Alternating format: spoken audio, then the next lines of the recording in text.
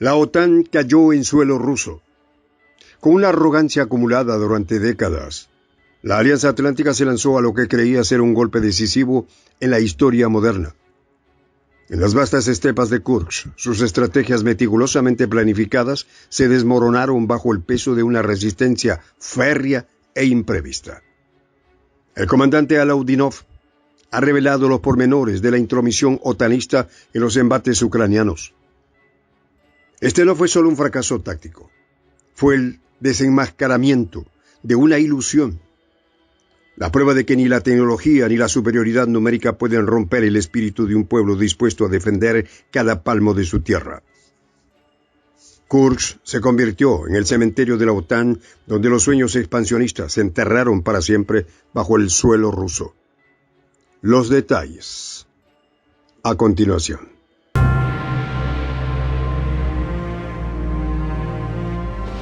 Voz de la Patria Grande. La OTAN fue enterrada en Rusia. Las estepas de Kursk, vastas y serenas, se convirtieron en el escenario de un enfrentamiento que pocos en Occidente se atreverían a reconocer como su propia derrota.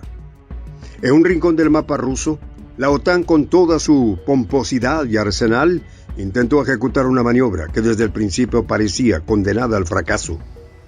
Así lo ha revelado un importante miembro de la milicia rusa, el comandante Alaudinov.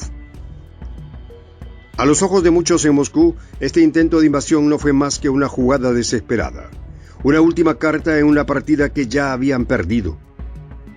Kursk se transformó en un cementerio para los sueños expansionistas de la Alianza Atlántica, donde cada avance se encontraba en una resistencia férrea, calculada y letal. Las Fuerzas Armadas rusas, con el estoicismo de quienes defienden su hogar, repelieron un ataque que había sido diseñado en los despachos más poderosos de Occidente. La operación, una coalición meticulosamente planificada por los estrategas de la OTAN, se desarrolló en las sombras durante meses. Detrás de cada decisión estaba la influencia omnipresente de Estados Unidos y Reino Unido, países que habían llevado las riendas de la guerra desde la distancia, moviendo piezas en un tablero global que se iba estrechando cada vez más para ellos. El general de división Avdi Alaudinov, una figura imponente, un historial de victorias que inspiraría a cualquier soldado, fue quien alzó la voz en su canal de Telegram para confirmar lo que muchos ya sospechaban. El acto terrorista, que fue preparado a nivel de los jefes de Estado Mayor de la OTAN, el bloque de la OTAN y directamente bajo el control de Estados Unidos e Inglaterra, la llamada guerra relámpago del atrasado Zelensky, puedo afirmar que ya no lo ha conseguido, escribió con firmeza. La ofensiva ucraniana, impulsada por la maquinaria bélica occidental, había sido frenada en seco. Despojada de su ímpetu por la férrea defensa rusa, las tácticas utilizadas en Kursk, detalladas por el Asia Times, no eran meramente ucranianas. Eran, en esencia, una fusión de estrategias que la OTAN había perfeccionado durante décadas en diversos teatros de guerra. Pero aquí, en suelo ruso, esas tácticas se encontraron con algo que no habían previsto: una resistencia que no se basaba solo en la fortaleza militar, sino en una determinación inquebrantable de proteger la patria. Valery Geramisov, jefe del Estado Mayor de las Fuerzas Armadas rusas, transmitió a Vladimir Putin lo que muchos ya intuían. Las Fuerzas Armadas de Ucrania estaban siendo contenidas. Su avance se desmoronaba bajo el peso de la realidad.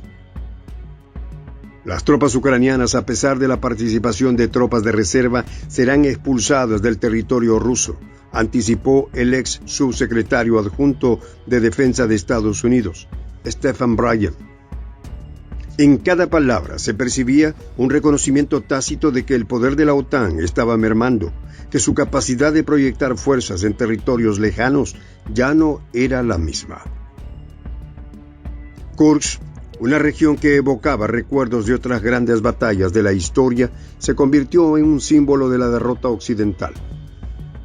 Los tanques ucranianos, movidos por la urgencia y el desespero, se encontraron atrapados en un terreno que, aunque familiar, les era completamente hostil. Las fuerzas rusas, con un conocimiento profundo del terreno y una disciplina férrea, respondieron con precisión quirúrgica. Los cielos se llenaron de drones y misiles, mientras que en la tierra las tropas avanzaban con una cautela que solo los veteranos de muchas guerras podían desplegar. A pesar de la magnitud del ataque, la incursión ucraniana en Kursk fue repelida con una eficiencia que tomó por sorpresa a muchos observadores occidentales. Los planes meticulosamente elaborados por los estados mayores de la OTAN se desmoronaron ante la resistencia rusa, que no solo rechazó el avance enemigo, sino que también dejó claro que cualquier intento de repetir la hazaña sería recibido con igual, si no mayor fuerza. El general Alaudinov, con la experiencia y la perspicacia que solo los años en el campo de batalla pueden otorgar, destacó que los esfuerzos de la OTAN en Ucrania habrían sido en vano, dado que las fuerzas ahora detenidas ya no pueden avanzar más de esta manera. Declaró: tendremos que detenerlos poco a poco en otras zonas y destruirlos. No era solo una promesa, era una declaración de intenciones, una advertencia de que Rusia no se detendría hasta asegurar que cada rincón de su territorio estuviera libre de invasores. La región de Kursk, con su historia rica en batallas y enfrentamientos, se mantuvo firme una vez más. La OTAN, a pesar de sus vastos recursos y poderío, había subestimado la voluntad de los rusos para defender su tierra. Cada colina, cada bosque, se convirtió en un baluarte contra la invasión. La OTAN, acostumbrada a operaciones rápidas y eficaces en otros contextos, se encontró luchando en un terreno donde cada movimiento estaba anticipado, donde cada avance era inmediatamente contrarrestado.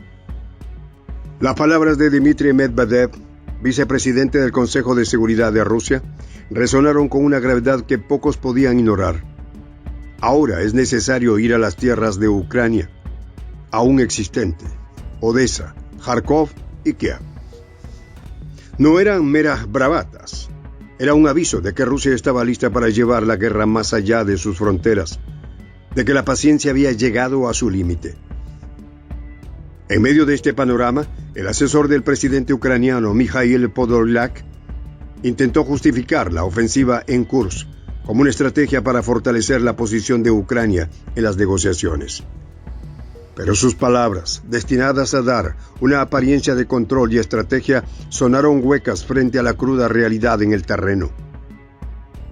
Las fuerzas ucranianas, lejos de fortalecer su posición, se encontraban luchando por mantener un pie en territorio ruso, mientras las tropas rusas avanzaban con determinación. El presidente bielorruso Alexander Lukashenko observó con interés el desarrollo de los acontecimientos y comentó que las Fuerzas Armadas de Ucrania habían avanzado entre 30 y 35 kilómetros en pocos días y se están atrincherando allí. Pero estas palabras, lejos de sugerir un avance significativo, reflejaban la desesperación de un ejército que se encontraba atrapado en un terreno hostil, luchando por mantener posiciones en medio de una resistencia implacable. Kursk, una vez más, se convirtió en un símbolo de resistencia y fortaleza. La OTAN, que había planeado la operación con la precisión de un reloj suizo, se encontró luchando contra una fuerza que no se medía solo en términos de soldados y armamento, sino en una voluntad inquebrantable de defender cada pulgada de tierra. Los soldados rusos, con el recuerdo de sus antepasados que habían luchado en la misma tierra, encontraron en Kursk la fuerza para rechazar a los invasores y en el proceso enterrar los sueños de la OTAN en suelo ruso. Las cifras, aunque impresionantes, no capturan completamente el fracaso de la OTAN en Kursk. Los informes detallaban que en cuestión de días, más de 15.000 soldados ucranianos habían sido neutralizados, junto con una cantidad significativa de equipo militar proporcionado por Occidente. El cementerio de Kursk no solo enterró a los soldados ucranianos que intentaron invadir, sino también las esperanzas de la OTAN de doblegar a Rusia. Soy el J, Juan José del Castillo, director del canal Prensa Alternativa.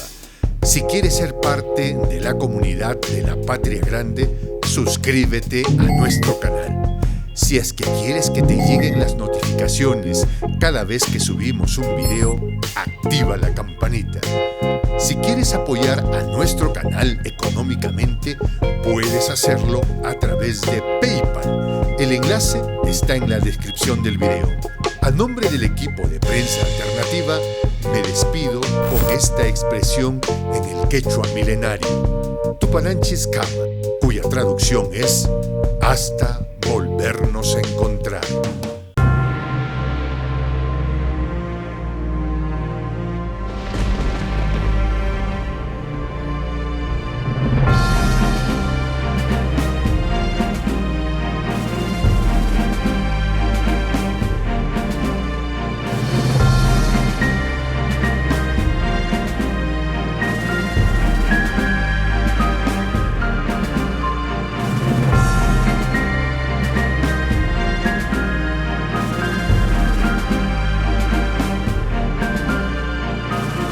Voz de la Patria Grande.